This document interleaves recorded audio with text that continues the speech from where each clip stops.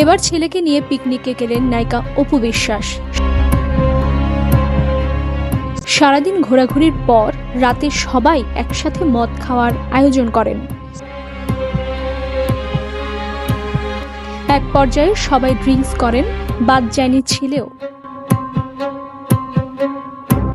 ছেলের মদ খাওয়ার পর মাতাল হয়ে বাবার গানে এভাবে ডান্স করতে দেখা যায় আব্রাহাম খান জয়কে।